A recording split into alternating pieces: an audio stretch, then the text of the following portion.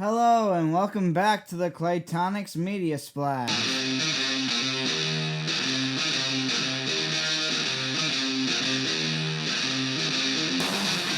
Now, it's been a pretty long time since the last time we had a broadcast, and that's mostly due to the whole pandemic. My family and I have recovered from COVID nicely. We had it about 2 months ago, and it was a hard, long struggle, but we're all better now, and I'm looking forward to getting back in the swing of things as far as all my creative and film stuff, because I haven't really gotten to do much of that in the last year. And today we're going to really talk about this era of films that I really enjoyed as a kid, about 11 or 12, and they weren't really films that were for 11 and 12-year-olds. But at that time period, about 2004, 2005, 2006, now there were 5 different films of that era that all took place during ancient times and had ancient warfare. There's ancient Rome, ancient Greece, ancient Jerusalem. Now all these films featured major ancient battles and took place in various different time periods in the ancient world. But they're all made around that same era, 2004 to 2006, with the exception of Gladiator, which was made in 2000. But that really started a small, not as big as like the superhero, because there's tons of superheroes movies out there. There was only 5 of these kinds of films made in that time period. And here are the films. Well, you got Gladiator, that's number 1. It was made in 2000. But then you come about 4 years where there's not really anything. Then you get the film Troy in 2004. Now, this film was big for me. I had just come off being obsessed with The Lord of the Rings, and all I wanted to do was, sword fights and battles and things like that. And the movie Troy came out about a year later after The Lord of the Rings was finished. And this was a film with truly an amazing cast, and it was truly, I think it did not get what it deserved as far as reviews and the box office earnings, but I think it was a phenomenal film. Fantastic cast. I mean, you're talking about Brad Pitt, Orlando Bloom, Eric Bana, Diane Kruger, Brandon Gleeson, Sean Bean. And this just made it a powerhouse film in my book. The sets were amazing. The battle scenes were fantastic. A great director, Wolfgang Peterson, who I admire a lot. The man who directed Air Force One, one of my favorite films of all times as well. Now, this film was loosely based on the Iliad, and I think the changes that were made in it were better suited for the film, as far as Menelaus dying halfway through the film, which doesn't happen in the Iliad.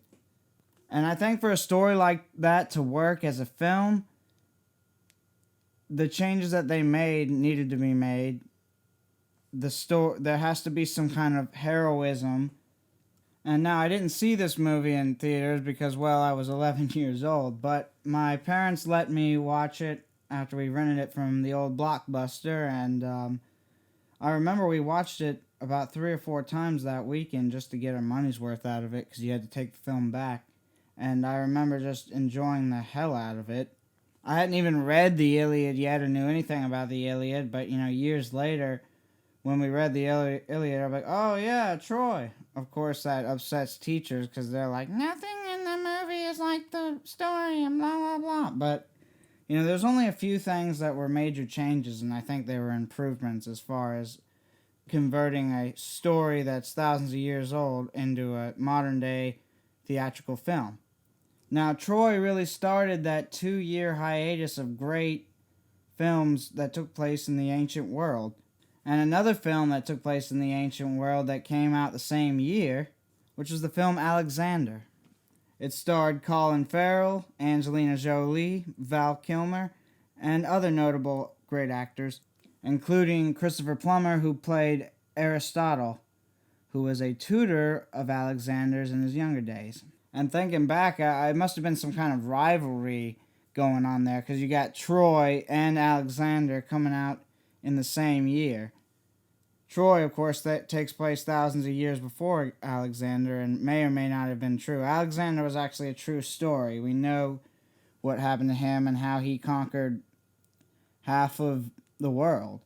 And of course, his heroes growing up, fictional or otherwise, were none other than Achilles, who is betrayed by Brad Pitt in the film Troy. So there's lots of, connections between these two films that came out in the same time period, same era, and were based on events that took place in the ancient world. Now, I knew of the film Alexander at this time period. I knew of it. I saw the trailer and everything. I did not see it. It was a little too risque for a 12-year-old at that time, where Troy wasn't as much because it didn't have the nudity that Alexander had in it. And that is probably one of the reasons I did not see it in 2004, and didn't see it actually until a couple weeks ago, and I loved it. Thought it was a fantastic film. I could see why other people didn't like it.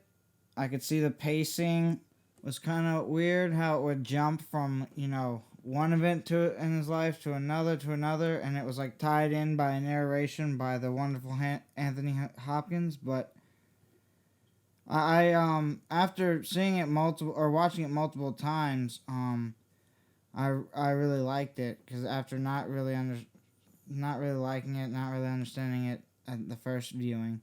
Now, Alexander himself did all these fantastic things and pretty much conquered the world from Greece all the way to India. It's incredible, undefeated in battle. So all these things they had to put in this nearly 3-hour film, but I thought it was a very good film. Yes, it had its moments where things didn't quite make sense, but for the most part, I think it was pretty good. And it was an Oliver Stone film, which is very good. He's always got some good, intriguing stuff going on. All right, well, we are going to move on to the next year. From 2004, we go to 2005 to discuss the two other films of that era.